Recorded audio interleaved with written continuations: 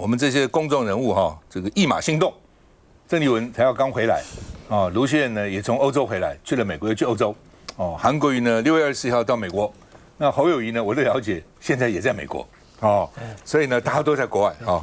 那韩国瑜说有望会见国务院的官员，是阶层不低的官员啊。那国民党很想跟韩国瑜去25个去抽签，要去抽到3个。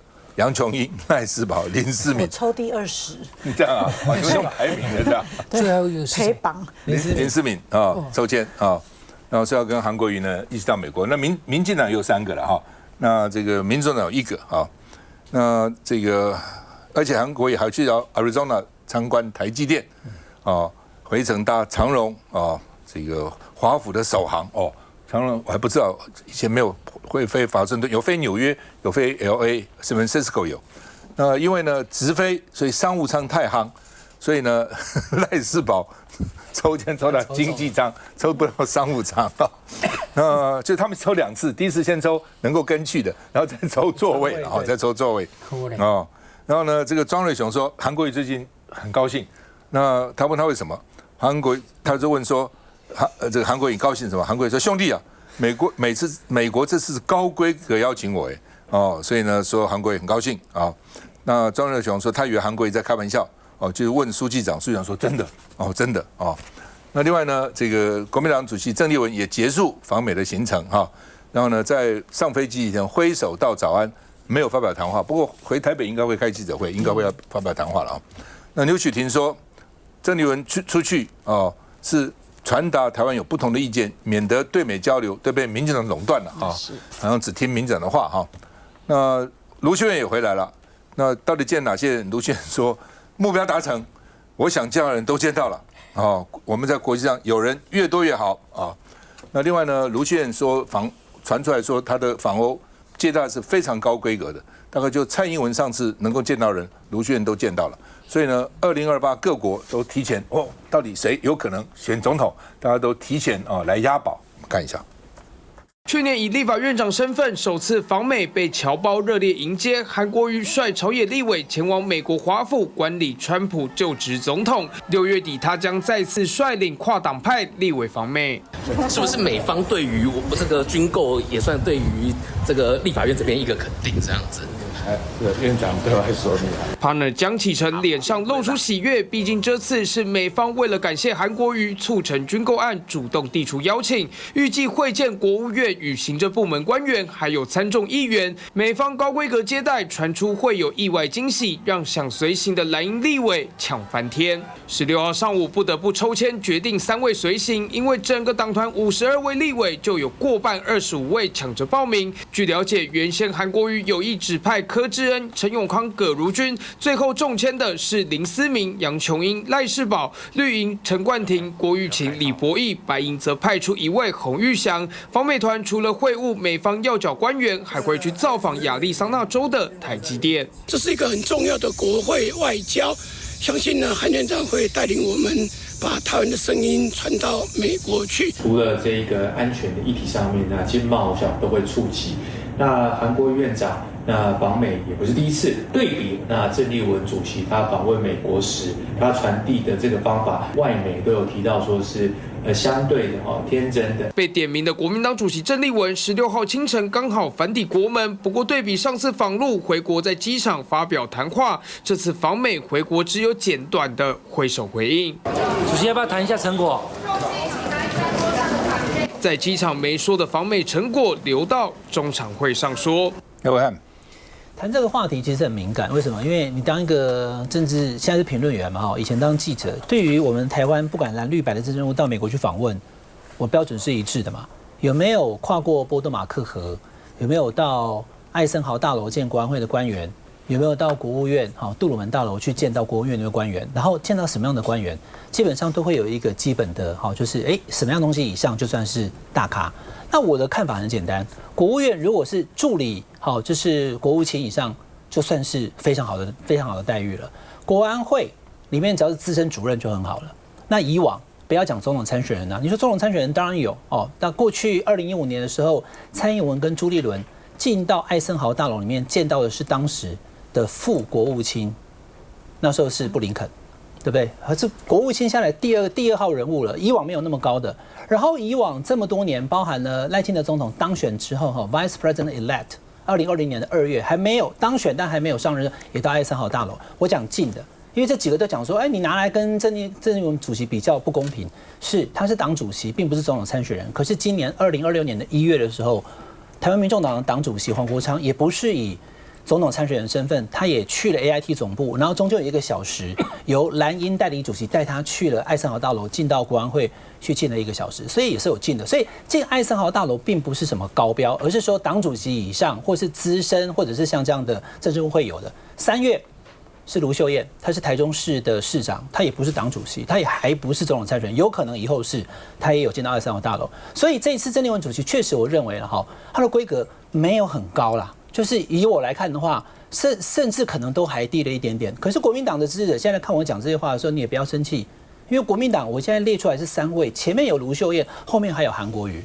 韩国瑜马上要去了，他除了去这个亚利桑那州的凤凰城靠我们台积电厂区之外，他到了华府，刚好今年是250周年的美国国庆的系列活动，我相信他的规格会是高的。为什么？因为他跟卢秀燕都是美方主动邀请，那所以当然规格会比较高。那国民党里面被美方期待的人，显然看起来可能是韩国瑜或卢秀燕，而不是郑丽文主席。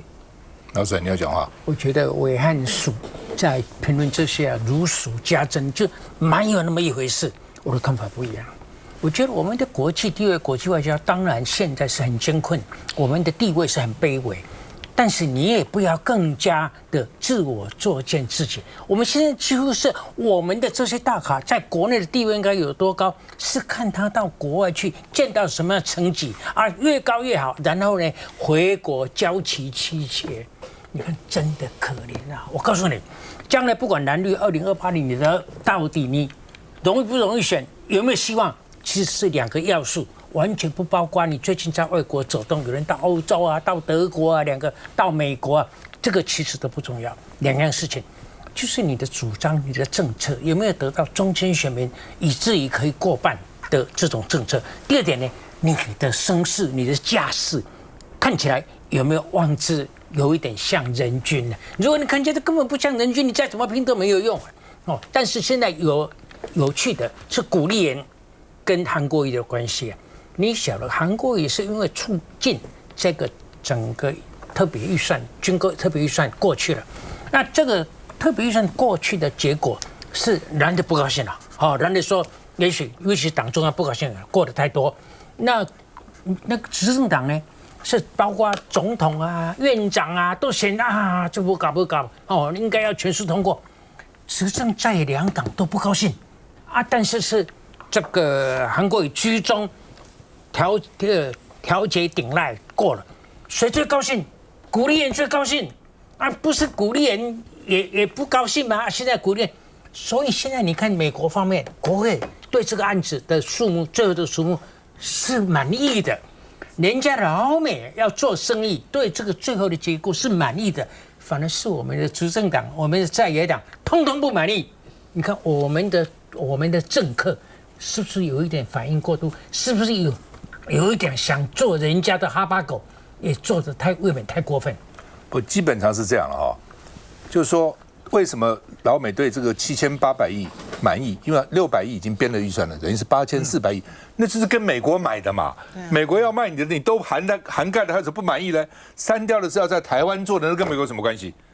对不对？无人机合作那再说嘛。而且他这个提案并没有说删掉，说这个编在年度预算，已经给了他一个编在年度预算的一个基础了嘛，鼓励你编在年度预算嘛。那将来真的到编年度预算200好一直删吗？也不会太删嘛，你就编进来就是，它本来就是个6年的计划嘛，对不对？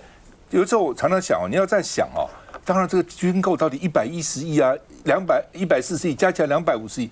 我告诉你，去年我们赚美国就赚了1000亿美金的这个贸易逆差，这是个6年计划，6年你起码赚美国6000亿美金，你也不过就是买它250亿的武器，那个钱怎么比啊？这是一个。第2个，我告诉你，以前你是想跟美国买，美国是不卖的。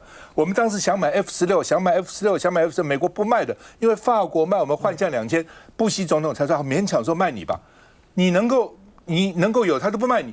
他现在川普，因为他可能因为做生意说他要卖你。要卖你就买嘛，也没有多少钱，而且还分2批，就你现在是通过第1批，第2批如果不来就不买就是了嘛，那是在他不在我嘛。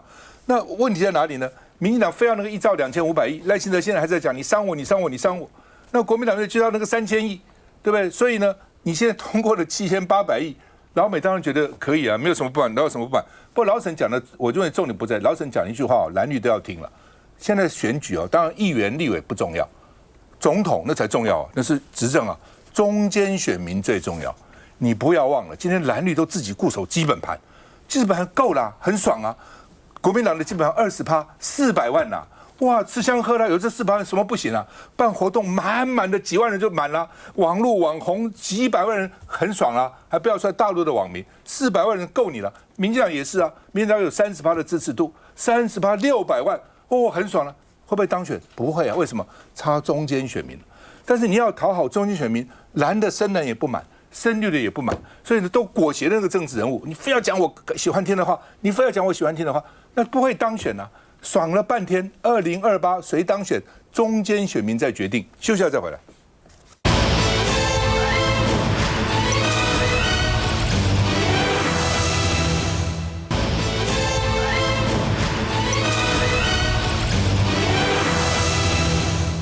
好，赖清德今天已经提名了29个监委啊，蓝的有2个啦啊，廖婉如跟谢正达。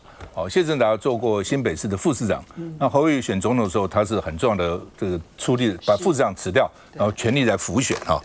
那他现在说婉拒了啊，为什么呢？原想尽一点力量嘛。哦，那好吧，现在既然你们说要废监委，我就废吧。哦，其实是这样的啊，就是说，你监察委员像这种29个提名，理论上讲应该政党协商的。哦，你如果要顺利通过，要政党协商，把政党领袖或是重要负责人找来，大家协商一下，说到底该怎样。他不是他自己就任命了，也没有经过国民党嘛。那你没有经过国民党，国民党说我根本不知道怎么回事啊。哦，你就挑了2个，而且真的要政党协商，不会只有2个，29个监委，监委真的要成案啊，什么要5个啊？你这2个人去干嘛？孤掌难鸣嘛。哦，所以你只是做样子。那民众党1个都没有。哦，你不能说因为陈永新跟柯文哲好，所以我就不提名你，这都不对的啦。所以我也不懂赖清德脑筋想什么。你到底要他过还是不要他过？要他过就不是这样运作的方式嘛，对不对？那如果不要他过，那你提这些人不是把这些人来耍宝吗？你搞这些人来干什么呢？这些人干嘛？做你的道具哦，只是累积的小美笨，没有什么意思。我这不懂。你做事有一个方法嘛，对不对？这个做事按部就班，该怎么做怎么做。那至少呢，这个才比较能够顺利达成。你这样是根本不会，大家知道是不可能的事情嘛？好吧。这个蓝白现在主张否决监委提名，废除监察院。哦，这个监委说，哦，范尊立说这是炒作的政治语言，炒作哦。那另外呢，蒋万安因为说要把监察院废了算了啊。季惠荣是监委，他就说很高兴废了也好，我不用再被侮辱了。每天说我们监有没有用，每天说我们监委是酬庸啊。那另外呢，这个民众党委员叫洪玉祥，他说你们不要恋战权位。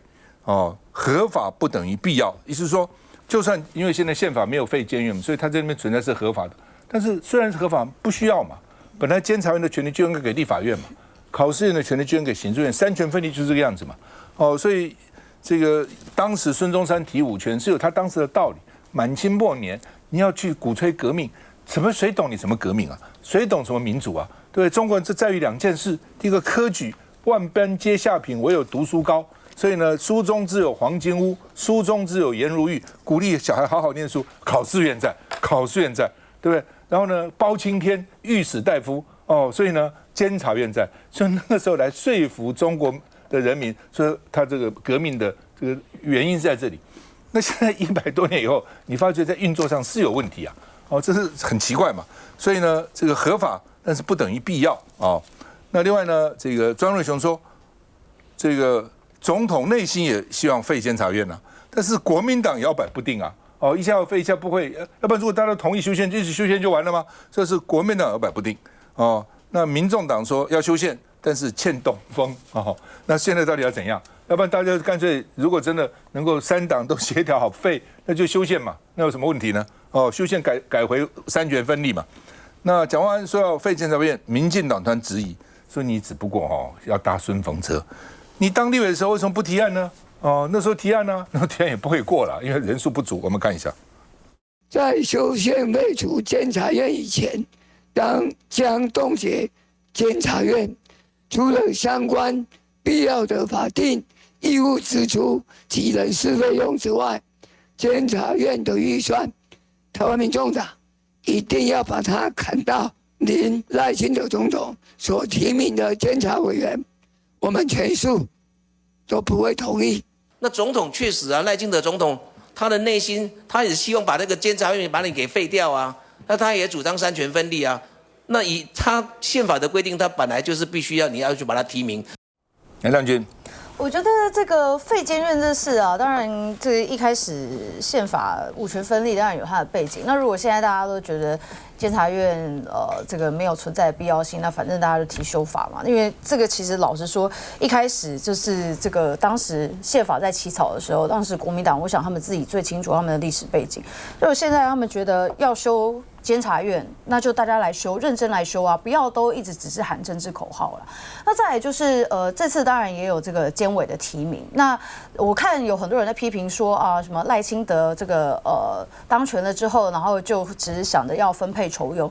那这个不是这很奇怪，这是他总统的职权。那依照现在他五权底下，他该提名该补人，那他就来提名，然后送到立法院里面去。那要通过不通过也是立法院的各位委员要决定啊。所以把这个事情又怪赖清德，又说赖清德酬庸，我觉得这是蛮无聊。他总得提名嘛。那他提名的过程当中，当然他的人选他自己有觉得哪些在专业领域是认同的，但有一些他也会希望说争取民众党或争取国民党的支持嘛。所以我们看到有一些他的名单，他也是希望可以争取在野党的支持啊。那回过头来就是说，到底这个监察院有没有存在的必要性我觉得国民党不能两套标准啊。如果他们自己觉得这个监察院要废的话，当时国民党自己执政，然后国会多数的时候，他们也可以大可直接废啊。为什么到现在这个时候，民进党执政了，然后他们现在又觉得说他们好像一直都没有办法重返总统大位，然后就一直讲说，所以监察院现在所有的这些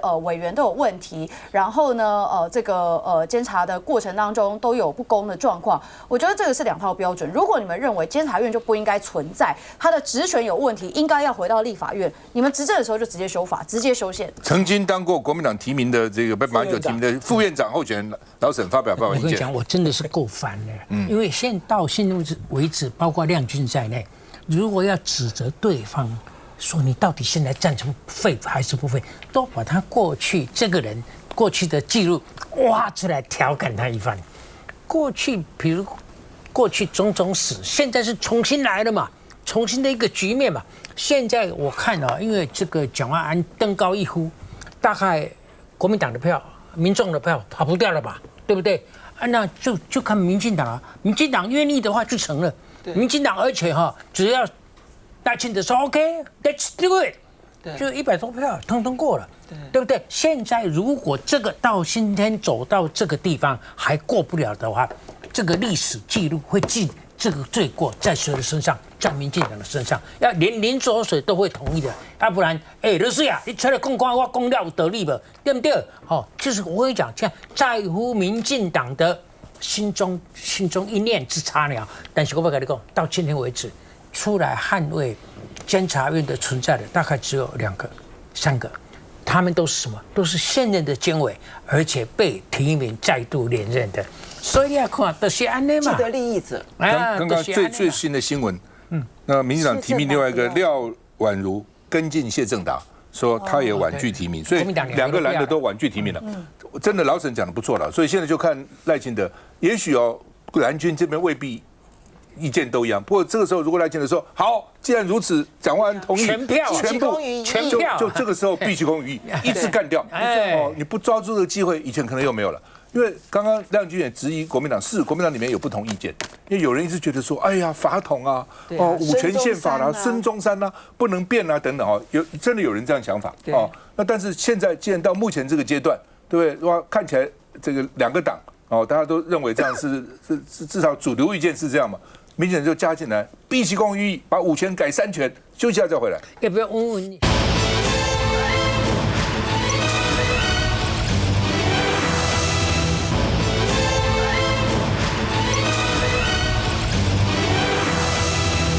新加坡哦，蒋万安到新加坡演讲，因为台北市获得这个特别奖哦，李光耀城市特别奖，就是说这个城市奖是给伦敦。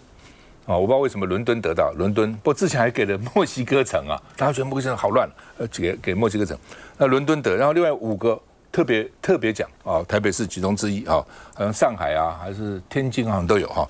那蒋万安说，台北像一个火锅哦，所以市长的使命是让这个火锅维持热度哦。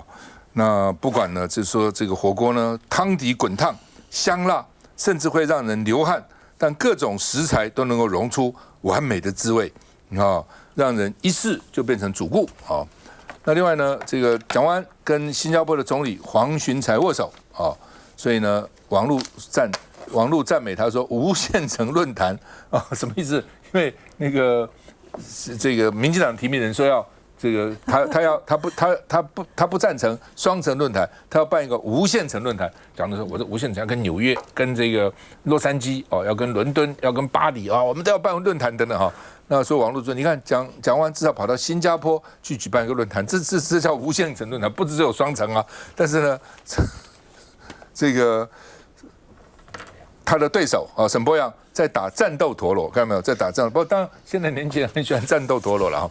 那另外呢，沈伯洋向蒋万安向站帖辩论哦，所以国民党的议员刘采薇就是蒋万安有3难，第一个难是什么呢？他说认知作战是个画大饼怎么办呢？第二个，这个沈伯洋只想到玩变装打陀螺，那蒋万安怎么办呢？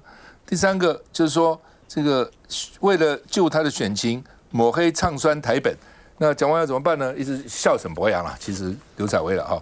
好，那另外呢，这个李四川新北批评苏巧慧啊，民进党提名人说，你当时在地方为什么反对财政收支划分法呢？那是跟让新北多300亿的预算呢，对不对？你当议员就反对，新北多300亿多好呢？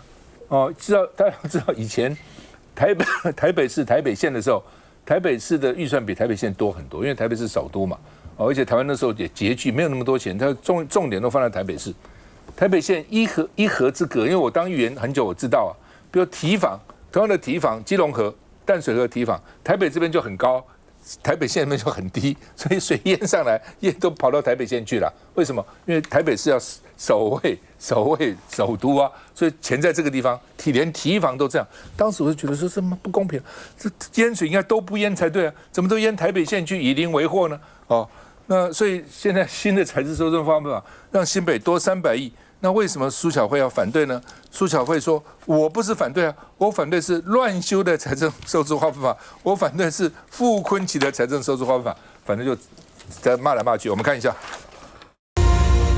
获颁李光耀世界城市奖特别奖，台北市长蒋万安赴新加坡领奖，除了跟新加坡国家发展部长徐方达合影，也跟新加坡总理黄循财握手。而蒋万安也抓紧时间跟伦敦市长互相送上礼物。世界城市高峰会专题演讲，蒋万安除了举例班班有鲜奶政策，已向超过20万学生发了约650万盒的鲜牛奶。今年更迎向了重要的里程碑，辉达首个海外总部，除了吸引1万个工作，17亿美元的投资，这股动能也将重塑台北。Our goal is simple and clear: to make Taipei one of the world's top AI cities by 2035. Over the next 5 years, Taipei will invest approximately $1 billion to integrate AI into public services. 蒋万安也语重心长谈到，北市最大的优势就是充满多元性。Anyone of you have tried Taiwanese hot pot? That's rare.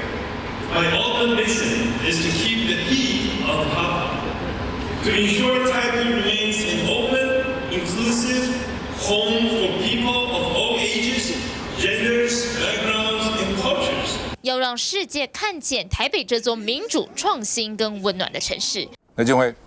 我今天看到这个画面，觉得非常感动，因为台北市这几年的治理是连我们新加坡都肯定的。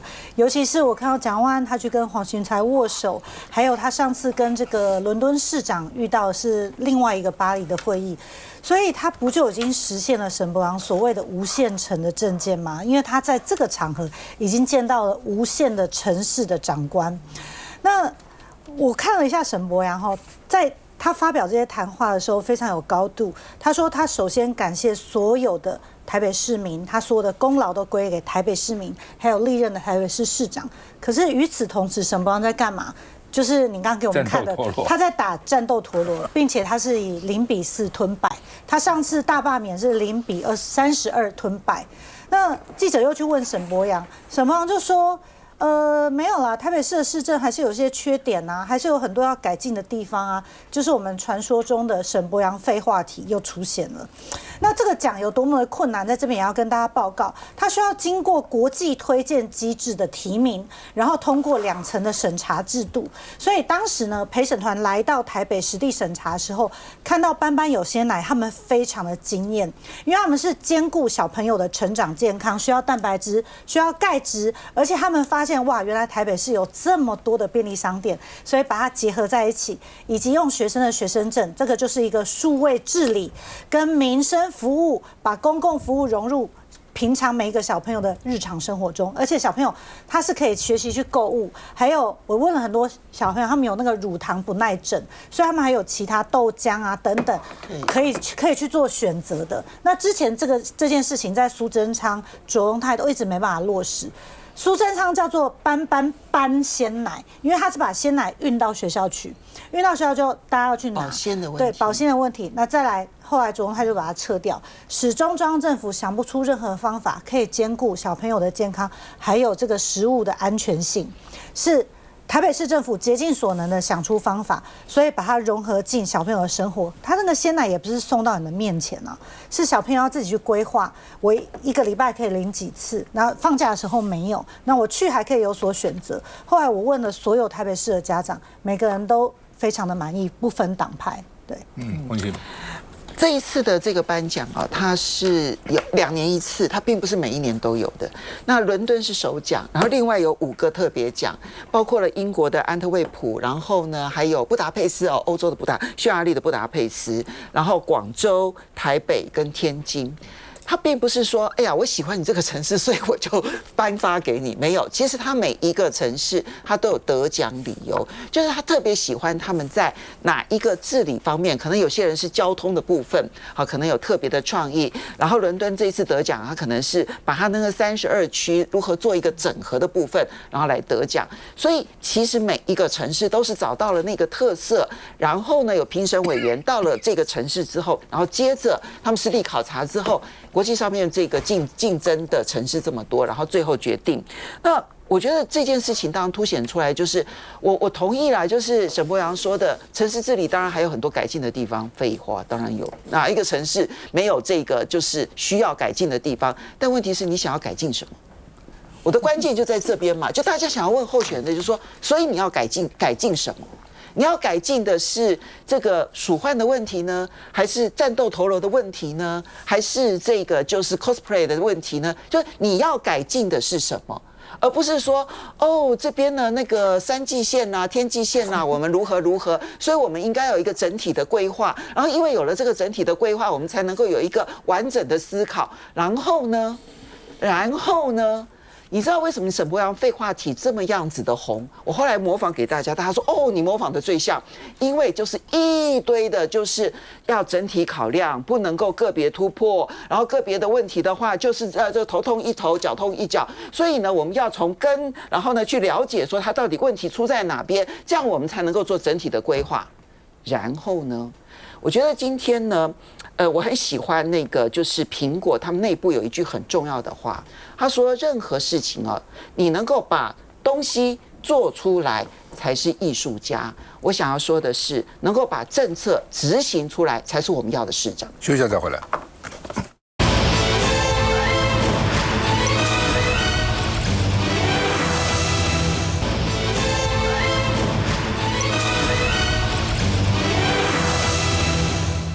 大规模停权账号，速发部说已经业者协助复权并启动调查。哦，我原来搞不清楚，我问小编我有没有被停，小编说你的脆跟 IG 也都被停，我脸书还没被停，好不好？脸书、IG、脆，我的 IG 跟脆都被停了，爆发大规模的这个停权。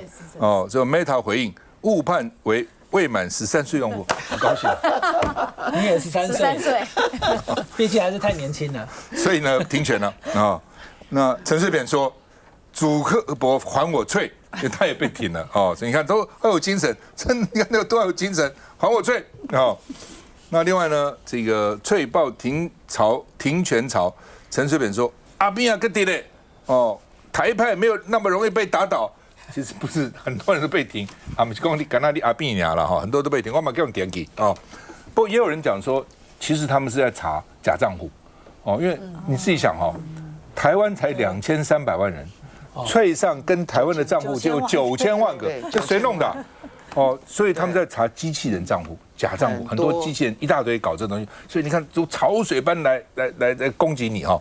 那陈水扁账号被封，说他开一个叫做地狱梗，说子弹都打过了，把都子弹都打过了啊，这胜上，这算什么？子弹我都不怕了哦。所以他那个子弹到底怎么回事？到现在我很多人还怀疑了哈。所以呢，这个演员舞台剧演员叫做柯承颖，好奇说打中了枪可以继续行动哦。说陈水扁当时319说痛如针刺，或只是表面而已啊。所以吕秀莲到现在认为那个2个子弹是针对吕秀莲，为什么？因为我们的选罢法、总统、副总统选举罢免法，总统如果被刺杀了，选举要停止。但是副总统候选人如果被刺杀，选举继续办，所以吕秀莲认为说是针对他，只是偏了打到陈水扁的肚子。好，我们看一下。阿扁没事，很快就可以恢复，再回到海巡送梗图，子弹都中过了。中这一种算什么呢？不过 Meta 最新声明指出，这是技术错误，让少数账号被误判为未满13岁的用户，正积极处理并尽速修复，有提供申诉管道。如果账号遭到错误移除，会给予恢复，建议能用帮助中心加以还原。也强调没有系统是完美的，但用户就盼能不再出包。看怎么看？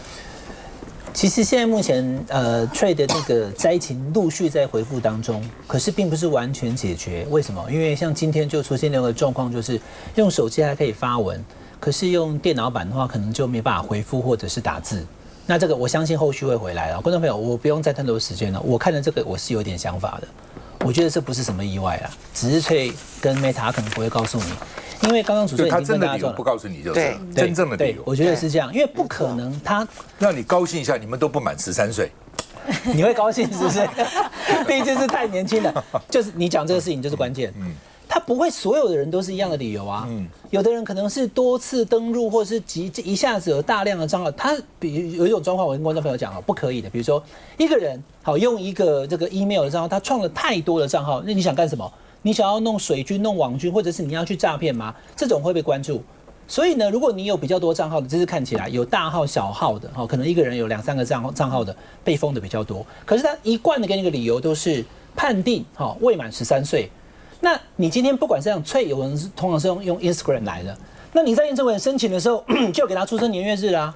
怎么会无差别的判定都是13岁以下？有的人讲说，我就是比如像我1974年，我52岁啦。我是没问题了哈，我的 IG、我的脸书都没有问题。可是很多公众人物有，他可能跟这些公众人物他本身有小编还要帮他去管理账号，所以他登录地点不唯一，登录的 device 不唯一的情况之下的人，我看都被封了。所以他这可能是锁定他在做什么事情，可他并没有告诉你，因为他给的理由，我觉得这个，我们的判断是在查机器人、查假账号了，但是他不会告诉你。有一些人回复了嘛哈。回复了以后，一般回头看，比如说我可能本来有8万个追踪，回复回来以后怎么变成6万8，少了1万人？他可能真的在清查，有一些账号被他一次洗掉了，只是他基于商业或是其他理由，他不愿意告诉你。好，我认为他并不是个单纯的内部这个电脑出错，而是他可能在做些什么事情。我这个好险我没有被封的这种，但是问题是这样是不是表示我大于13岁，真是伤心。好，所以我觉得我其实我认同刚刚赵大哥跟伟安哥讲的啦，就是说因为确实假账号泛滥嘛，然后网军账号的状况也蛮多的。那其实现在大家也都会觉得说，那这这个Meta 应该要管一管啊哈。那我觉得在这一次的这个大规模，就当然看到非常多人说什么他账号回不来，而且这其实有些人也根本不是公众人物，他就是一般的市民朋友，他就传讯息来说他的账号突然被禁了，然后他平常也没有发表什么政治言论，然后为什么被禁他也不清楚，所以我觉得大概就是背后有一些其他的理由啦。那当然这个阿扁他自己，我看他自己最近在社群上面是蛮活跃的啦哈。那我觉得这个身体康健都是很好的事。老师阿扁也开始精神叫你喝。我觉得他是异于常人啊，真的常人好不好？我跟你讲，你真的这种事情啊，它的税可以被废，它可以跟两样事情连起来，一个是台派是不容易被打倒的，这个也连得起来。我是台派，我不会被打倒。还有第二个，子弹都穿过的人啊，都不怕了。这个当然我也不怕，这个也很奇怪。这两个连起来，他就是你看起来这个卸任的总统地位何其崇高啊！这种话这样一讲啊，他其实他以为糟糕够哎，我觉得反而贬低了，你懂我没有？现在大家就又好了，子弹又重提了，怎么你子弹这样打过去，你还可以走呢？这一点我倒是，我觉得厉害的是那个子弹平行穿过肚皮下面好长的一条隧道。这样过去也不弯，也不弯出来，也不弯进去，然后就这样然后掉在衣服里头。这个我觉得他子弹进去的过程中，我没有被打过，但是我光是推理我就晓得是没有感觉的。子弹打进去的是没有感觉。那后来一段时间以后，它会痛，它会烧的痛啊，热的痛，但是像针刺一样，这点我不太同意。我觉得很多事情如果当时没有这2颗子弹，陈水扁会输，因为连战只不过输他2万多票嘛，没错，这2颗子弹不会增加2万多票，一定会嘛。但是他如果没有因为这2颗子弹没有连任，以后的事情都不会发生了。对，那我问你，对不对？何必呢？你宁可连任成功啊，下场后来这样，还是连任不成功啊？我宁愿不要做，我也不要下场这样子。赖清惠，其实，在我们立法院党团很常讨论这个问题，因为现在呢，只要你被检举，你被大量的检举，你的账号很快就会消失不见。所以，我们每个人都有这种救回账号的经验。要去申诉大概啊。对我自己也是，我就是马上跟官方反映，然后认证，但需要一点时间，我可能花了1-2周。那我觉得平常就是正常经营啊。那但是我觉得比较好玩的是，现在很多人就说是因为他们是台派，各种的阴谋论。但你刚才也看到了，这个好像历史歌也被封了，馆长其实没有分那么多啦，所以这件事情我是觉得不用升高到说好像台派都被一味的封王，没有这种事情。所以我是觉得，而且 Meta 跟你台派不台派跟 Meta 有什么关系呢？跟祖克伯有什么关系呢？没有，说有各种阴谋论，有各种阴谋论，他们就说 Meta 现在也有想要干预选举，对，所以大选在即了，那他们先处理一些账号等等的。网络上有很多说法。我是没有经营什么 IG， 也没有经营什么 Chat， 我现在连 FB 我都不发文了，这样子哈，因为呢，我实在被盗账号，就是被冒用，然后呢去做诈骗这件事情，我实在是去交投资，对我已经是心力交瘁了，这样子哈。那么当然幸好现在其实跟数发部是有合作的，这样子，我只要发现了，其实有朋友告诉我告诉你，只要是冒用我的名字，我自己是找不到的。因为他就会封锁我自己本人，然后呢，就连我好不容易连接上了，然后我去检举，我告诉你 ，FB 会说查无实据，不肯去封那个假冒的账户。那当我现在因为跟数发部合作，我就把这些资料通通交给数发部，数发部那边就会直接要求这个 Meta 封了。其实我必须说 ，Meta 现在为了赚钱真的是不择手段。可是呢，因为现在台湾呢，不管是 IG 也好，这个就这个 Chat 也好，或者是 FB 也好，因为大家都高度依赖，而这种高度依赖，可是我们形成的是一个完全不对等的一个状态。很多人他的账号被封，不是这一次大规模的，可能就是比如说刚刚这个金辉讲的，很多人其实就是因为很多人检举，然后就被封了。那理由是什么呢？有的人被大量检举没事，有人被大量检举就有事，理由是什么？不知道。他会给你一个理由吗？不会，他不会给你答案的。这才是今天最大的问题，就是那是一个大家都高度依赖的大黑箱。那里面有理由不会。可是这件事情其实在其他国家，那么有一些比较强势的国家就要去跟 Meta 谈判，你要给我合理的申诉管道以及合理的理由，否则的话，我的人民那么依赖你的社群平台，然后去做彼此之间的交流，你说封就封了。可是你说封就封了，而这个说封就封的背后，很可能会牵涉到各式各样的操作啊。我被诈骗集团冒用，结果我自己的账号被封了，然后诈骗集团用我的账号横行无阻，那你说你不应该给个理由吗？今天如果我不是找上了数发部去解决问题的话，我告诉你，我还求告无门。我有很长一段时间焦虑在这件事情上面，我为了这件事情去跑那个地检署，地检署还传讯我，所以我今天要讲的重点是，这件事情是大家高度依赖的一个平台。可是我们没有国家的力量去介入，说好歹给我们一个合理的理由吧，要给答复吧。如果今天这个社群平台是一个完全不给任何答复的，请问一下，对于台湾使用这些社群平台的有什么保障可言？Meta 真的很难找啊！我有试过，他们真的很难。我觉得政府的力量，他就是高傲啊！要政府力量。在欧洲很多国家，他们是要给理由的，因为欧洲国家介入了。